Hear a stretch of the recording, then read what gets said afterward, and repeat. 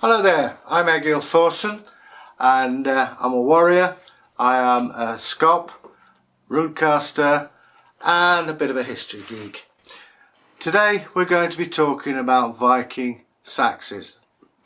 But first of all, don't forget, press the old subscription bell and you get notified and all kinds of wonderful things happen. And leave us a comment, why not?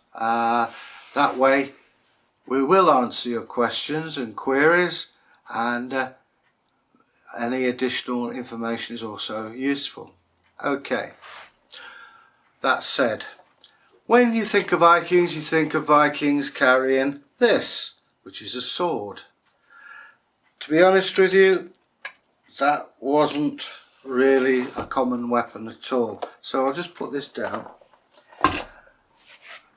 What they had was a knife called a sax.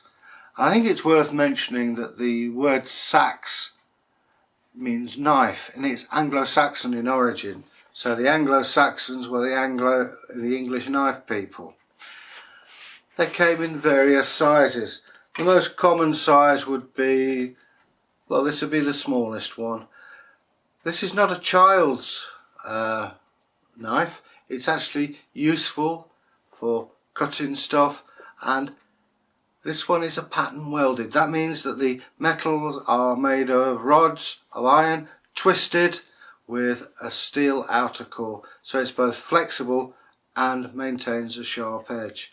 We'll put that one down. This would probably be the most common size of all. This is for eating, general purposes, and also a sign of your freedom. When the law courts were called, these would be raised up to register your vote for or against. So, useful tool. We then come on to the big boys, the Langer sax. And this is a weapon, I think you'll agree. It is pretty formidable, and it's cheaper than a sword. It is an amazing piece of work. And for those of you who are able to go to the British Museum, there is a thing called the Thames sax, and that's a beautiful piece where the handle's gone, but in gold is picked out in Saxon runes. I think this is probably out of our period, but hey, well worth a mention. So anyway, this is used as a hacking. There's not much of a point on it, but still a very useful thing. Some people preferred single-edged weapons, and this particular baby comes from Norway. How do we know it's from Norway? Well, if we turn it up this way, look at the pommel. The triangular pommel means it's from Norway. If it was like a loaf of bread, it's English, and if it's just a dome, it's Danish. That's usually a rule of thumb, but here we go. It looks like a sword, and to all intents and purposes it is, but it has the one single edge. So again, hacking, that is the whole thing. And you were judged by the strength of your blow. If you start prodding people with it, they thought very little of you. So these are the major types of sax. We will go into greater detail, but they are jolly useful.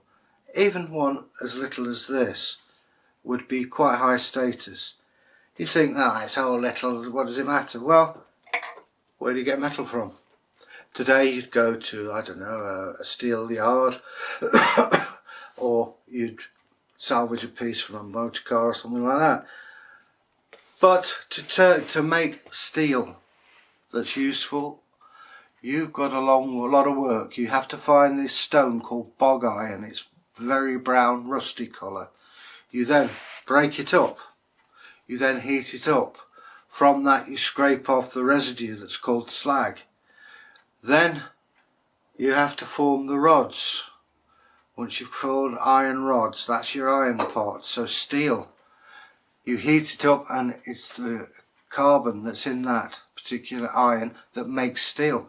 Not as easy as you think. Some smiths were master smiths, and their steel was not exceeded until the 19th century. Some were terrible. You get your rods, you twist them, and you twist them all together to make one long rope. You hammer it out. Then with the steel, which is your cutting edge, you heat weld to that, and you're losing about 1/3 of all your metal. So already it sounds a little bit busy, and alright, higher grade, higher you were in society, yes, you could afford pattern welded, but even iron made into steel, or little bits of steel, it's still a lot of work and a hard task to do. And this is where swords, axes get their magical thing from. You're turning stone into metal. Bragg is lurking off camera, what can I do for you? But so anyway, that's basically it. We will do longer ones, and we will go into the Anglo-Saxon axes, which are a bit different. So anyway, I hope you've enjoyed this little chat, and we'll show a lot of close-ups here. And this beautiful piece of kit is, there you go, look at that, that's, you see there you have the single edge, which would have been razor sharp. And the next one, oh yes, another, again a beautiful piece of work with the ergonomic handle. So ergonomic handles are not new things. Again, a fighting weapon. Then we come to eating time and ordinary Viking in the street sort of thing. And then we have this. This would probably be used by a housewife to cut threads to help prepare vegetables.